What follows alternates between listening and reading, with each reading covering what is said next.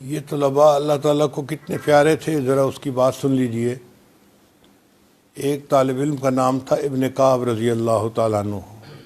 وہ قرآن مجید بہت اچھا پڑھتے تھے۔ تو ایک مرتبہ نبی علیہ السلام نے فرمایا، ابن کعب مجھے سورہ بینہ سناؤ۔